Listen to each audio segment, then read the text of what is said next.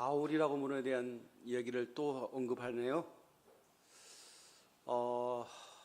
바울 신학이라고 하는 그런 주제를 가지고 신학교에서도 열심히 공부를 하는 과목이 있습니다. 그만큼 바울이 있어서 성경에 있어서 바울의 위치는 대단하다는 사실을 여러분은 계속 듣고 있습니다. 왜 그랬을까? 바울은 왜 그만큼 우리가 위대하다라고 얘기할까라고 생각을 해보면 그냥 많은 사람이 그냥 스쳐 지나가는 것들, 그냥 그렇고 그렇다라고 하는 것들을 그냥 흘려보내지 않고 우리가 말하면 예리한 집중력으로 원리를 깨우쳤다. 다시 말하면 구원에 대한 원리를 깨닫고 이것들을 설파하기 위해서 전생애를 던졌던 분이 바울이기 때문에 그가 기독교의 역사 속에 갖고 있는 위상은 어느 누구도 범접할 수 없는 위치라고 하는 것입니다. 말이 좀 어렵죠? 바울은 세상을 어떻게 봤을까요? 세상이라고 얘기할 때 세상은 사람들입니다. 사람들을 어떻게 보았을까요? 자, 우리가 일반적으로 우리가 예를 들어서 어떤 시대에 영웅이 나온다거나 구도자가 나올 때에 일반적으로 쓰는 말이 있어요. 도탄에 빠진 민생들, 도탄에 빠진 백성들을 구출하기 위해서, 구원하기 위해서 내가 세상에 일가를 한다. 그러면서 소위 말하는 위대한 지도자가 세상에 나오는 편이 그랬다는 겁니다. 도탄에 빠져 있는 세상. 그래요. 그 말을 우리가 다 받아들여요. 그럼 도탄이라고 하는 게 뭘까? 대안도 없이 방황하는 진리에 멀어져 있고 어떻게 보면 행복에서 멀어져 있는 어떤 무리들을 도탄에 빠진 백성들이라고 얘기를 일반적으로 하잖아요. 바울이 바라봤던 그 구원이 필요한 이 시대를 바울은 어떻게 이해했을까? 어떻게 이해했을까? 좀 말이 좀 어렵습니다. 제가 이 설교를 좀 쉽게 해야 되는데 내가 정말 하나님 앞에 정말 떼쓰고 있는 거. 왜 이 어려운 설교를 더 어렵게 하는가요? 이게 굉장히 힘들어. 아무리 어려도 쉽게 설명하는 것이 최고의 스승인데 선생인데 이게 어려운 얘기를 어렵게 얘기하면 안 되는데 쉽게 설명해 주는 게 최고의 가르침인데 고민이 많습니다만은 어쨌든 그런 거예요. 저는 좀 어렵더라도 제가 오늘 전제를 깝니다. 굉장히 어려운 설교라고 제가 전제를 말씀드립니다. 자, 쉽게 얘기하죠. 여러분 이건 아시죠? 바울은 이방인의 전도자인 걸 아시죠? 그죠? 이방인은 유대인이 아니란 얘기예요. 이방인에게 복음을 전하는 자였어요. 그러면 이방인의 반대는 유대인인데 유대인들은 뭐예요? 율법을 갖고 있는 사람. 율법을 잘 지키는 사회 속에서 태어나고 자라고 죽는 사람들, 율법의 가치를 최고의 의미를 두고 있는 사람들을 유대인이라고 불렀어요.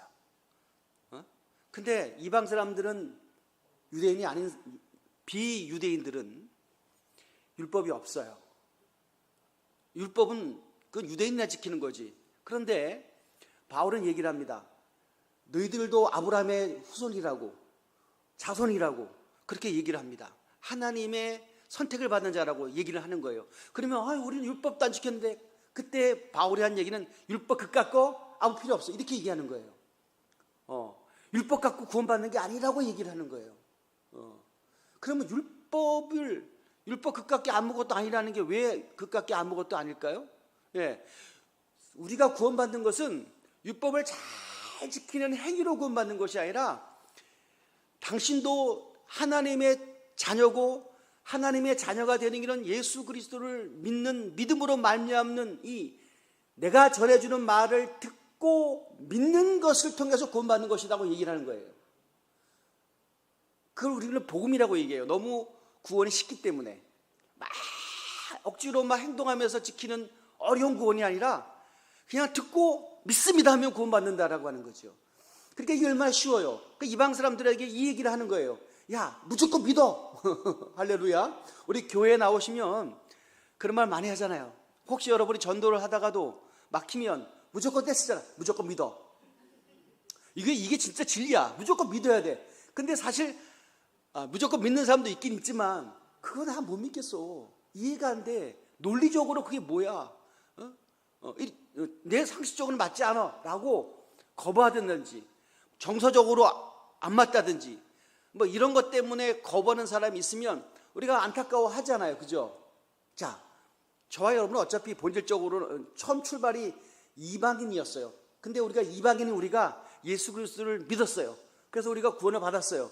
그죠? 그러니까 우리는 행위로 구원받은 것이 아니라 믿음으로 구원받았어요.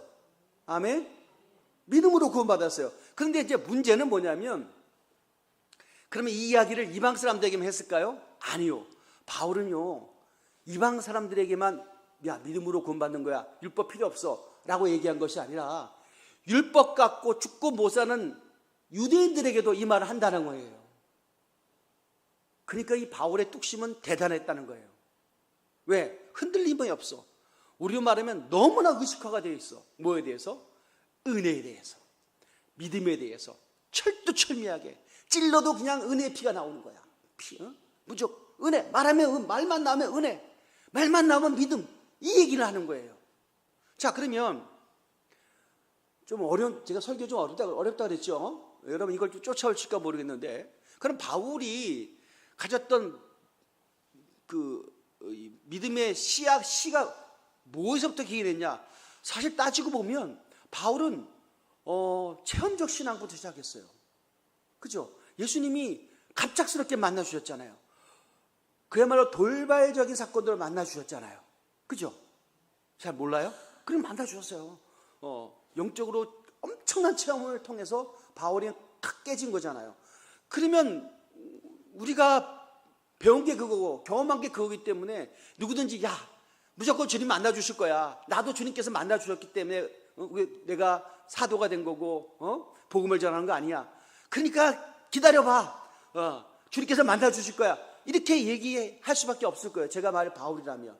그런데 참 감동적인 거는 바울은 엄청난 체험의 신앙을 갖고 있음에도 불구하고 체험의 신앙을 별로 얘기하지 않아요. 물론 자기 간증할 때는 간혹 얘기할런지 몰랐지만 구원을 얘기할 때, 구원의 도를 얘기할 때, 그죠?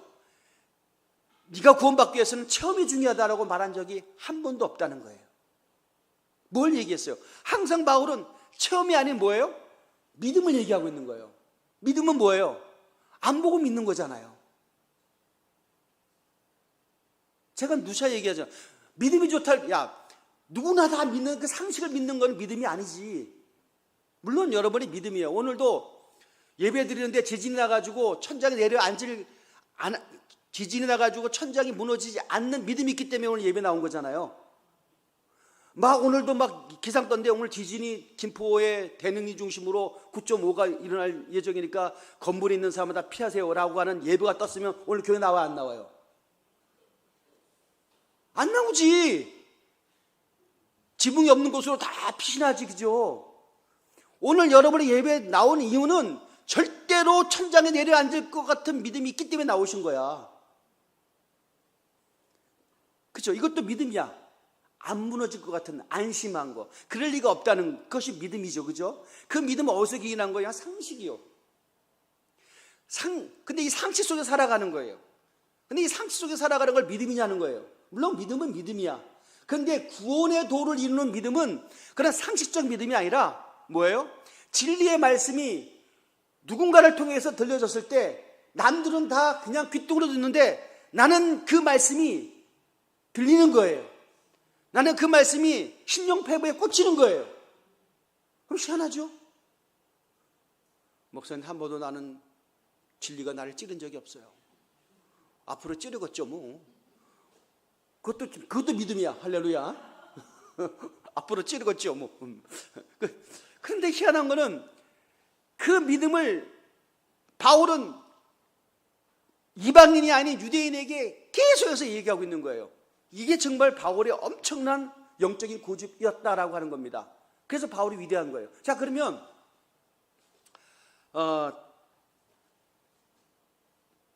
여러분 이거 아시죠? 설교 어렵다 그러니까 예수님께서 예수님 얘기를 좀 할게요. 제자들을 데리시고 다니시면서 많은 훈련과 가르침을 주셨습니다. 칭찬과 격려도 있었지만 예수님이 제자도 속에는 책망도 많았어요. 예수님이 제자들 가르칠 때 막 칭찬하고 격려만 있는 줄 아세요? 천만의 말씀, 만만의 뭐라고요? 뭐 그냥 웃자고 한 얘기인데 그냥. 예수님은 늘 칭찬과 격려만 있었던 것이 아니고, 막 못한 사람 응원만 있었던 것이 아니고, 기대를 했는데 기대에 못 미치면 책망하셨어요. 예수님이 책망하셨어요. 근데 왜 뭘 책망하셨느냐? 제자들이 행동거지가 잘못됐거나, 불순한 마음을 가졌거나, 내지는 야, 나는 지금 하나님의 아들로서, 하나님은 사랑이시니까 내가 사랑의 실체로서 사랑을 막 보여줬고 너희들도 사랑의 사도가 되어야지. 야, 베드로야, 너 왜 사랑이 없어? 야고보야, 너 왜 그렇게 무역다짐이야? 요한아, 너 왜 성격이 불같아?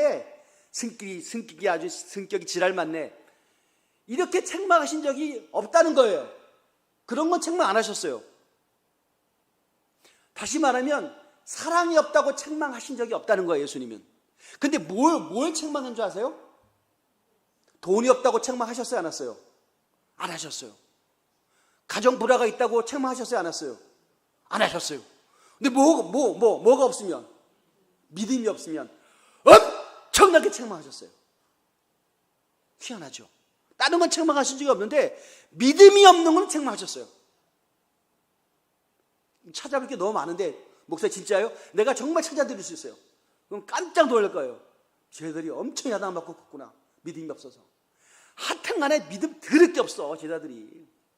방금 은혜를 경험했는데, 방금 놀라운 사건을 목격했는데, 방금 막 오병의 기적도 경험했는데, 당장 풍랑이 온다고 쫄려가지고 중래산이하고 못 살아 그러고 막.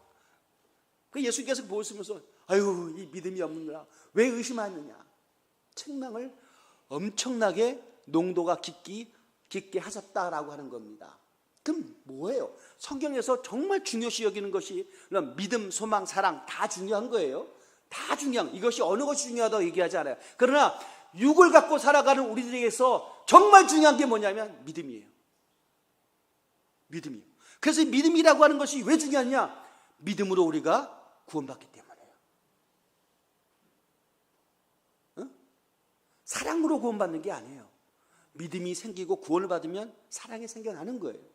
소망 갖고 구원받는 게 아니에요. 믿음 갖고 구원을 받고 난 이후에 우리가 보지 못한 세계를 확신할 때에 우리가 소망의 사람이 되는 거예요. 할렐루야. 그래, 믿음은 정말 중요한 거예요. 여러분, 믿음이 없으면 헌신할 수 있어요? 할 수 있어요, 순간적으로. 그러나 지속 가능하지가 않아요.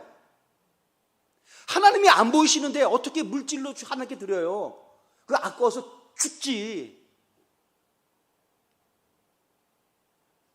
나는 하나님께 물질을 안 드리는 거를 못하겠어. 왜냐하면 하나님 보고 계시니까.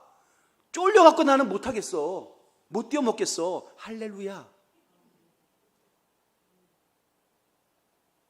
잘 한번 생각을 해보세요.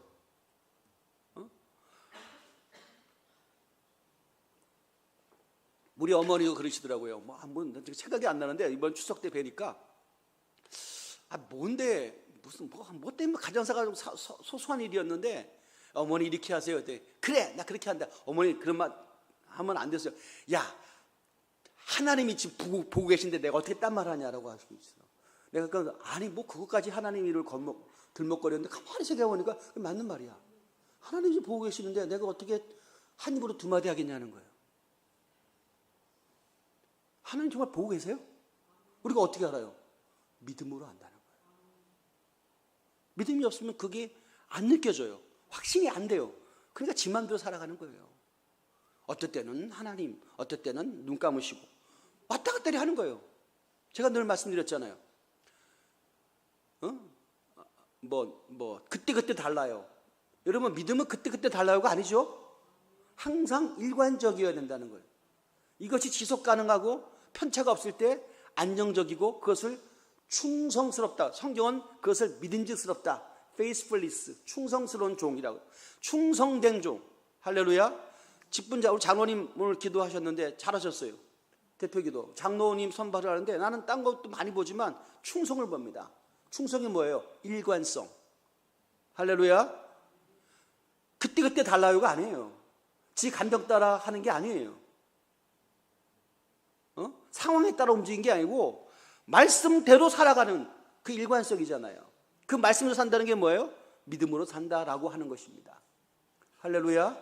그러니까 믿음으로 구원받는 거예요. 바울은 믿음의 얘기를 한 거예요. 자, 오늘 그래서 유대인에게도, 이방인에게도 믿음 얘기했고요. 유대인에게도 믿음 얘기했어요. 율법으로 살아가는 행위로 살아가는 자들에게 그게 틀렸다라고 얘기하고, 그 행위는 바로 뭐라고 얘기하냐면 그 행위로 살아가는 자들은 저주 아래 있는 자라고까지 얘기를 해요. 진짜예요. 10절의 말씀 보세요. 10절의 말씀 한번 띄울까요? 제가 있으니까 잘 따라오세요. 무릇 율법 행위에 속한 자들은 저주 아래 있나니 기록된 바 누구든지 율법책에 기록된 대로 모든 일을 항상 행하지 아니하는 자는 저주 아래 있는 자라 하였습니다. 율법의 행위를 목숨처럼 지키는 자들을 뭐라고 얘기하면 저주받은 자라고 얘기한 거예요. 바울이 이게 뭔 소리야? 너 저주받았어 얘기하는 거예요. 여러분, 율법이 얼마나 그 당시에는 귀한 건데 하나님의 택한 백성들만이 지킬 수 있는 유일무이한 거였어요. 그런데 그것을 행하는 것을 저주받은 자라고 얘기했다니까요. 아니, 이 저주가 뭘까요? 와, 너 저주받았어가 얼마나 큰 모욕이고, 이 저주받았어라고 하는 것이 얼마나 큰 최고의 악담입니까? 그죠? 그럼 유대인들을 향해서 저주받았다고 얘기해요. 저주가 뭘까요? 저주라고 하는 것은 여러 가지가 있겠죠. 내가 널 저주한다. 그러면 너에 대한 기대치가 없다. 너 안 되기를 간절히 바란다. 그런 뜻 아니에요. 그죠? 네가 성공할 리가 없어. 너는 실패자야. 그렇게 정의를 내리는 게 바로 우리가 저주라고 얘기할 수 있다고 한다면, 하나님 말씀을, 한 율법을 목숨처럼 지키는 자들이 저주받았다고 왜 저주죠? 자, 저주를 받았다라고 하는 결과물은 행복하지 않다는 거예요. 그죠? 저주받는 자가 어떻게 행복해요? 행복하지 않아. 그럼 불행하다. 성공이 아니라 실패란 얘기지. 율법으로 살아가지 않는다. 실패자야. 왜 실패자죠? 성공했는데. 여러분,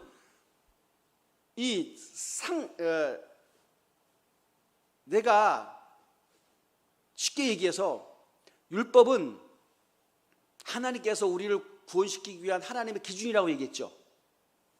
좀 어렵다 그랬어요. 하나님의 기준이에요. 하나님의 기준. 하나님의 기준에 미달한 자는 율법을 못 지킨 자고, 하나님의 기준을 지킨 자는 율법을 지켰다라고 하는 것이죠. 그래서 사람들은 그 율법을 잘 지키려고 했어요. 그래서 뭘 느껴요? 하나님의 절대적인 기준에 나는 맞췄다는 거예요. 나는 행위에 성공했다는 거예요. 그래서 뭘 느끼는 거예요? 나는 지켰고 혹시 못 지킨 사람 있어? 보기 시작하는 거죠. 그럼 뭐예요? 하나님의 절대적인 의를 상대적인 의로 가까이 낮춰버린 거예요. 뭐죠? 상대화 시켰다는 거예요. 나는 지키고 너는 못 지켰잖아. 그런 거지. 우리 유대인들은 율법 지키고 이방인들은 율법 못 지키잖아. 우리는 구원받잖아. 그거죠. 우리 가문은 구원받고 너희는 못 받잖아. 이게 안타까움이요, 아니면 이게 거룩한 특권이요. 뭐 차이에 따라 다르겠습니다. 이거 어찌 너무 어려우니까, 너무 나가면 내가 나중에 정리가 안 되니까 오늘 한 가지 주제로만 말씀드리겠습니다. 율법을 상대화시켰다는 거예요. 그러니까 만만하게 본 거지. 율법이 원래 하나님의 의는, 하나님의 기준 너무 높아서 못 도달함에도 불구하고 자기가 지키는 것처럼 노력을 했어. 얼마나 어렵게 노력을 해. 그러니까 그걸 딱 지켰어. 그리고 얼마나 자신만만하고, 얼마나 칭찬받기를 원하고, 얼마나 알아주기를 원하고, 얼마나 자기 의가 있고, 얼마나 자기 공로가 있겠냐고. 자랑스럽지. 우리 율법 지키는 집안인데, 율법 지키는 가문인데 자랑스럽지. 간증해야지. 대놓고 얘기를 해야지. 그런데 지금 바울은 뭐라고 얘기했어? 저주받았다. 그걸 뭐래요? 저주받았다고 얘기하는 거예요. 그거 안 행복하잖아. 그럼 저주받은 거지. 신앙생활 열심히 하는데 안 행복한 거야. 여러분, 예수 열심히 믿는데 안 행복한 거야. 제가 예전에 좀 젊었을 때 성경 공부를 제자 올려시켰던 분이, 성경 공부했던 분이 계시는데, 그분은 목사님, 나 11조 열심히 했어요. 이게 어려운데, 우리 아시잖아요. 우리 얼마나 살기 어려운데 열심히 했는데 너무 살기 어렵다는 거예요. 왜 이렇게 안 풀려요? 하나님께 드릴 거 다 드렸는데. 그래서 막 얘기를 하더라고요. 그럼 내가 하나님이야? 난 또 담임 목사도 아니고 부목사인데 내가 무슨 행위 있다고. 근데 참 목회자는요, 부목사님이건 담임 목사인 간에 마침 막 내가 미안하고 있죠. 내가 무슨 미안한데, 그러니까 우리가 할 말이 없으니까 궁하니까 그냥 주의 뜻이 있겠죠. 내가 얘기할 수밖에 없지. 근데 이 말이 다 포함하고 주의 뜻이 있겠지. 그분 너무 답답하고 억울하고 막 그러니까 그런 말 했던 거예요. 그런데 지나놓고 보니까 뭐예요? 야, 그렇게 했던 분이요, 나중에 은혜를 받고 변화를 받고 성장을 해가지고요, 평신도지만 선교사로 가더라고요. 그때는 몰랐지. 다 여러분, 그때는 몰라. 순간적인 계산으로는 우리 한참 내일 오늘 내일뿐이 모르는데 더 길게 보니까 하나님의 숨은 뜻이 있더라. 라고 하는 것입니다. 그래서 제가 요즘 자신만만해요. 하루만 보지 말고 금년만 보지 말고 더 길게 보세요. 영혼을 보세요. 할렐루야. 이거는요, 피해가기 위한 교묘한 변명이 아니라 진짜 이것에 의미가 있습니다. 자, 그럼 왜 저주냐? 여러분, 율법을 잘 지키면 저주예요? 아니, 율법을 잘 지키면 그래도 뭔가 그래, 좀 잘난 척 하는 게 있어도 그래도 안 지킨 것보다 낫지. 저주라는 거예요. 왜? 자, 내가 율법을 지켰다고 칩시다. 율법을 여러분 잘 지켰어. 하나님의 법을, 하나님의 말씀을 막 율법처럼 잘 지키는 사람도 있잖아요. 잘 지키죠, 그죠? 여러분 말씀대로 살잖아요. 아니, 못 살아도 산다고 합시다. 산다고 어쩌다가 한번 말씀대로 산 적도 있잖아. 그럴 땐 뭐예요? 뭔지 뿌듯하죠, 그죠?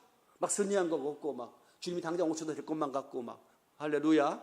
그럴 수 있잖아요, 그죠? 근데 반대로 율법을 못 지키면요, 못 지키면 어떻게 되죠? 말씀을 못 지키면 어떻게 돼요? 두렵죠. 자기한테 막 미안하죠. 막 자기가 자기를 용서하지 못하죠. 뭐야, 이따위야. 막 자기가 자기한테 실망하죠. 여러분, 이 어려운 걸 이해할 수 있어요? 여러분, 자기가 자기한테 실망한 적 있어요, 없어요? 솔직히 너무 어렵나요, 이 말씀이? 남들은 잘 봐. 저 사람이 신앙생활 제대로 하는지, 저 사람이 기도대로 사는지, 교회에서 모습이 그대로 교회 밖에서도 사는지를 우리는 판별할 수 있어, 없어? 고개를 들라. 판별할 수 있어, 없어? 있지. 우리 눈에 보이는데 뭐, 밟히는데 뭐. 근데 정작 자기는, 내가 진짜 말씀대로 살아요? 나는 비교적 말씀대로 산다고 하지. 하나님은 비교적 잘 사는 사람을 구원해요? 아니지. 하나님의 비교적 잘 사는, 하나 말씀드렸잖아요. 상대적인 의의는 의미가 없다고. 다 뭐예요? 뭐 기적이? 도토리 기적이야, 하나님 보실 때는. 도토리 기적이라고. 근데 그 도토리끼리 뭘?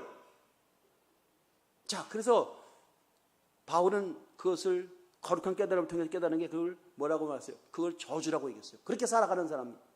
자, 왜 그러냐면, 여러분 보세요. 여러분,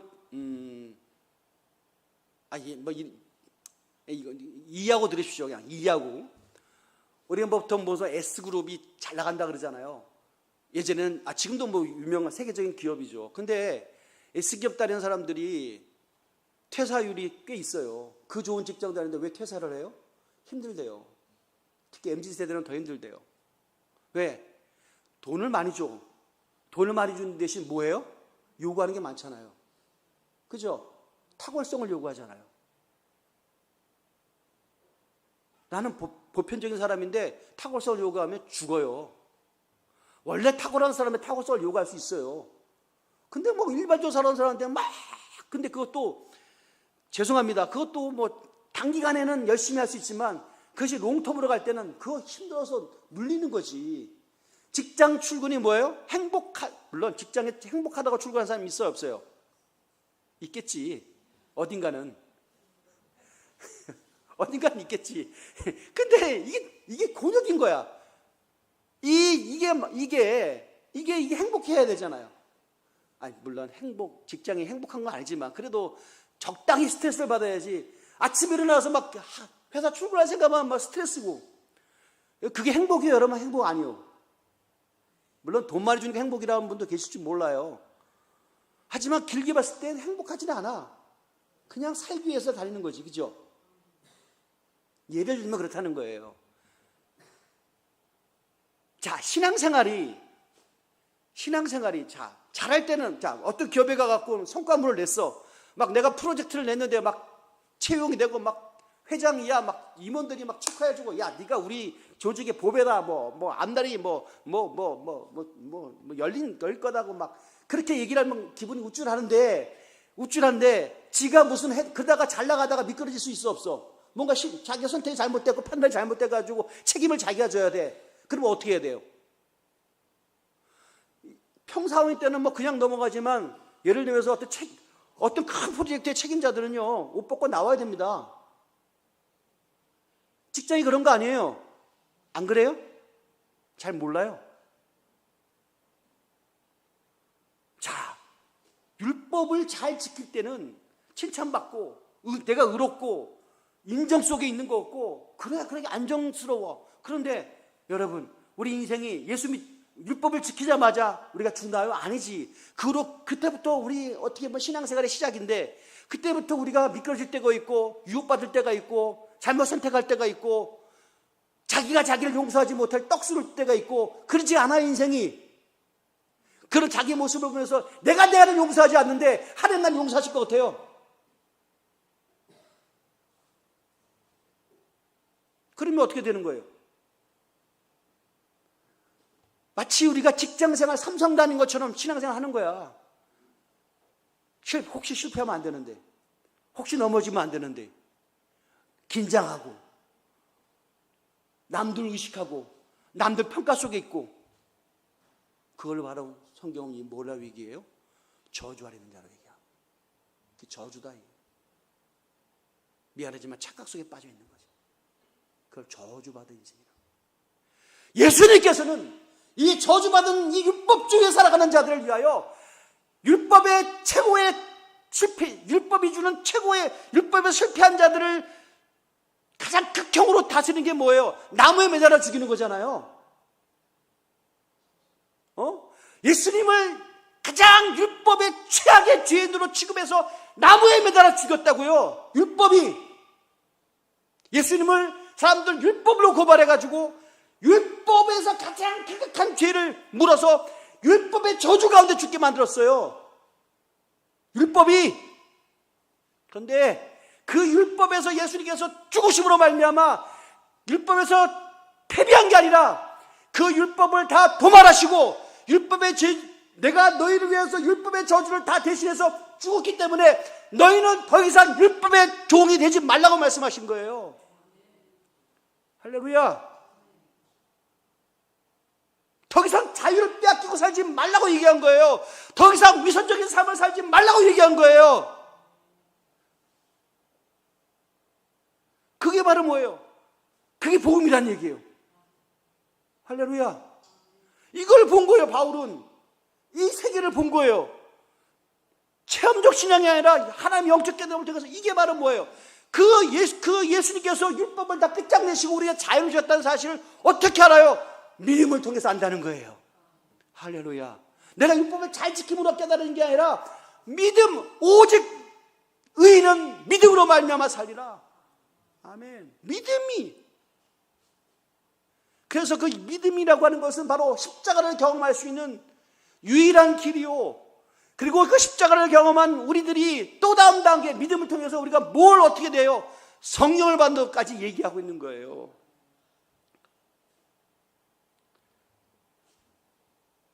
우리 2절의 말씀 봅시다. 3절 2절의 말씀. 2절의 말씀. 내가 너희에게 다만 이것을 알려 하노니 너희가 성령을 받은 것이 율법의 행위로냐 혹은 듣고 믿음으로냐. 여러분, 성령 받는 것도요 행위로 받는 게 아니란 말이에요. 할렐루야. 막 기도 많이 하는 것이, 여러분 기도가 행위가 되면 안 돼요. 무슨 기도는 해야 돼요, 그죠? 근데 그것이 율법이 되면 안 된다는 얘기요. 아멘. 자기 의가 되면 안 된다는 얘기요. 나는 뭐 새벽기도 하는데, 아이고, 아니 뭐 죄송합니다, 우리 장로님들 멀리 사셔서 이해하세요. 아니 장로님이 돼갖고 새벽기도도 안 나. 어떤 교회는 그래요. 내가 누구 교회든 못하겠어요. 지금도 우리 김포관에 있는 유명한 교회들은 이렇게 의식하고 있는 분이 많아요. 장로님들 중에 대화를 해보면 그래요. 노예수 만난 장로들 그래요. 아, 목사님 어떻게 장로가 새벽기도를 하네요? 그렇게 막 자신만만한 분이 계셔요. 그 얘기는 뭐예요? 나는 죽었다 깨도 새벽기도 한다는 얘기야. 그런데 막 그러다가 그 교회 어떤 부목사들이 새벽기도 안 나오면 어떻게 주의 종이 새벽기도로 안 나와? 이렇게 판단하더라고요. 거기까지는 오케이. 여러분, 기도가 행위와 율법이 돼서는 안 된다는 겁니다. 성령 받는 것이 행위로 받는 것이 아니라 뭐예요? 믿음으로 받는 거다. 여러분, 때가 되면, 아니 바울이 성령 받고 은혜 받고 막 예수 체험한 게 지가 행위가 뭐가 있다고, 예수 믿는 사람 핍박하고 교회를 어렵게 하는 것 외에는 한 게 없는데도 불구하고 주님 만나 주시잖아. 그게 바로 뭐예요? 은혜라는 거예요. 은혜. 할렐루야. 그 은혜는 설명할 수 없어. 논리가 안 맞아. 우리가 갖고 있는 상식과 전혀 일치가 안 돼. 그런데 구원을 받아. 할렐루야. 여러분이 하나님의 우리가 알고 있는 상식으로 구원받는 분들이 아니에요. 착각하지 마세요. 그게 자랑할 게 있다 없다? 없다. 할렐루야. 없어가 아니라 없다. 자랑할 게, 따라합시다. 자랑할 게 없다. 다시, 자랑할 게 없다. 다만 뭐라고요? 은혜다. 할렐루야. 은혜다. 은혜다. 은혜 아니고는 설명할 길이 없는 거예요. 이거를 바울이 깨달아버린 거예요. 그러니까 세계가 다 열려버린 거지. 그러니까 남이 깨달은 것 이후에는 나머지는 다 구차한 거야. 죄송합니다. 있어도 그만 없어도 그만한 것들이요. 다. 이걸 못 깨달기 전까지 이거 없으면 죽는 줄 알았어. 이거 못 깨달기 전까지는 돈 없으면 죽는 줄 안다니까. 이거 못 깨달기는 건강 없으면 죽는 줄 안. 아니 건강 없어서 하늘나라 가는데 뭘. 할렐루야. 그거 좀 2, 3년 더 사는 게 중요하지. 중요합니다, 여러분. 자꾸 내가 말 실수하면 안 되니까. 중요한데 그보다 더 중요한 것이 천국에서 열매가 더 중요하고 그보다 더 중요한 것이 진짜 구원을 받는 구원의 확신 속에 승리하냐가 더 중요한 거예요. 할렐루야. 그러니까 제가 어제 입관 예배 때 그 말씀을 드렸잖아요. 요즘 입관 예배 오신 분은 진짜 오늘 제가 20년 사역했던 결과물을 우리 성도지만 진짜 말씀을 들은 거예요. 그 유족들 정말 답답하더라고요. 또 다 와야 되는데 몇 명만 앉아 계시니까 답답한데 나는 사실 망자를 위해서 설교한 거 아니라고요. 유족들에게 위로를 위해서 하는데 답답해 죽. 이 정말 제 교만이 아니라 이 주옥 같은 말씀을 드려야 되는데, 예? 그냥 장례 절차라고 생각하니까 그냥 형식으로 생각하니까 답답한 거지. 마지막까지 남아있는 게 뭐가 되어야 된다 그랬어요. 어제 와서 설교 들으신 분, 예? 마지막까지 이진명 권사님 뭐가 남아있어야 된다 그랬어? 입관 예배 때 어제 기억 안 나지? 할렐루야. 그러니까 너무 감사해. 왜냐면 기억을 하도 못하니까 또 설교할 수 있잖아. 기억하면 설교 못해. 할렐루야 내가. 네. 할렐루야. 그래도 알아도 모른 척 하시잖아. 얼마나 감사한지 몰라. 여러분 마지막까지 남아있는 게 예수가 되어야 된다고 했잖아요. 할렐루야. 내가 고인을 보내면서 이용혜 집사님을 보내면서 나는 알아요. 이 사람의 마지막까지 남아있는 게 예수라는 걸 알아요. 그거 어떻게 하냐고요? 알아요. 기도해보면 알아요. 아멘. 기도해보면 알아요. 나는 여러분들이 마지막 요단강을 건널 때 예수가 아닌 돈을 붙잡고 있을까 두려워요. 예수보다 자식 붙잡고 있을까 더 두려워요.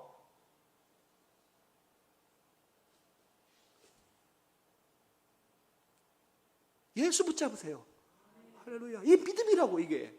근데 그분은 내가 마지막 보낼 때 예수 붙잡고 계시더라고요. 할렐루야. 예수 아니 20년 10년 더 사는 게 뭐가 중요하지. 그런데 그게 뭐가 중요하냐고. 하나님 앞에 카운트도 못 받을 걸. 에? 예수 붙잡으라. 할렐루야. 그래서 오늘 밤 이 세상을 떠나신데도 선생님 천국에서 누릴 것을 확신하십니까? 라고 하는 이 구원진단의 첫 번째 질문이 여러분 아무도 피해갈 수 없는 거예요. 피해가서도 안 되는 거예요.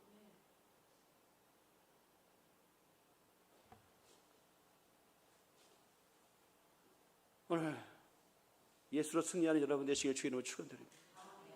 할렐루야. 가까워. 그냥 다 흘러가는 거예요. 죄송합니다. 올해 여러분 농사 지으시면 너무 힘드시죠? 나도 너 볼 때마다 가슴이 너무 답답하고, 하나님 어떻게 다른 집은 다 망해도 우리 성도들은 복 받아야지. 막 뗐을 때도 있어요. 여러분 모르지만 정말 진통한다고요. 힘들고 어려워, 저도 막. 그런데 가만히 생각해 보면 다 지나가는 거예요.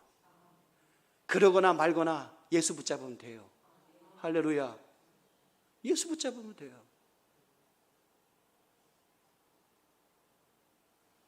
승리하시기를 주의 이름으로 축원드립니다. 할렐루야. 기도하겠습니다.